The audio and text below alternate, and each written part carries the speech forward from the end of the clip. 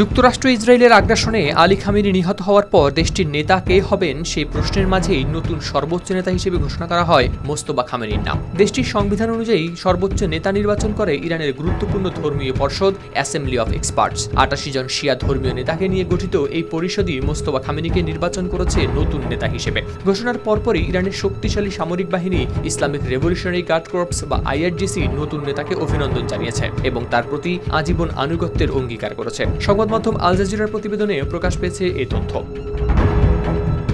Mostafa Khamenei মূলত প্রয়াত ইরানি সর্বোচ্চ নেতা আলী খামেনির ছেলে। যুক্তরাষ্ট্র ও ইসরায়েলের যৌথ হামলায় প্রথম দিনই আলী খামেনি নিহত হওয়ার পর থেকেই ইরানের নেতৃত্বে কে আসবেন তা নিয়েই শুরু হয় আলোচনা। মোস্তফা খামেনির বয়স এখন প্রায় ৫৬ বছর। তিনি কখনো জাতীয় কোনো নির্বাচনে অংশ নেননি, এমনকি আনুষ্ঠানিক কোনো সরকারি পদেও ছিলেন না। তবুও দীর্ঘদিন ধরে ইরানের ক্ষমতার অভ্যন্তরীণ বলয়ে তার প্রভাব রয়েছে বলেই উঠে আসে বিভিন্ন বিশ্লেষণে। বিশেষ করে আইআরজিসির সঙ্গে তার সম্পর্ক অনেক পুরনো। ১৯৮০-এর দশকে ইরানের এক যুদ্ধ চলাকালে তিনি বিপ্লবী গার্ড বাহিনীর একটি ইউনিটে কাজ করছিলেন। সিলভার টিপ কন্ট্যাক্টে তৈরি নিরাপদ ও নান্দনিক ক্লিক সুইচ নির্ভরতা জীবন জুড়ে। সেই সময়কার সহযোদ্ধাদের অনেকেই পরে ইরানের নিরাপত্তা ও গোয়েন্দা ব্যবস্থার গুরুত্বপূর্ণ পদে উঠে আসেন।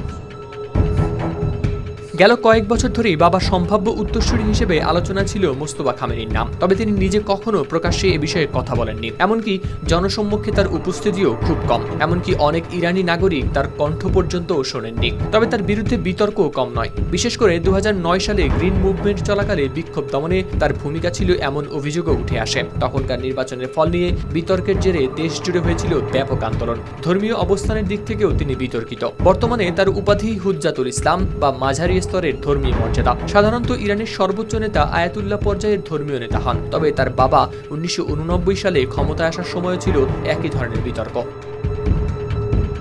ইরানের সর্বোচ্চ নেতা নির্বাচনের দায়িত্বে থাকে অ্যাসেম্বলি অফ এক্সপার্টসের উপর। ৮৮ জন জ্যেষ্ঠ শিয়া ধর্মীয় নেতাকে নিয়ে গঠিত এই পরিষদই নতুন নেতা নির্বাচন, তদারকি ও প্রয়োজনে অপসারণের ক্ষমতা রাখেন। ইসলামী প্রজাতন্ত্রের ৪৭ বছরের ইতিহাসে এর আগে মাত্র একবারই নির্বাচন করা হয়েছিল সর্বোচ্চ নেতা। বর্তমানে ইরানের উপর বিদেশি হামলা ও অভ্যন্তরীণ সংকটের মধ্যেই এই নেতৃত্ব পরিবর্তনের আলোচনা চলছে।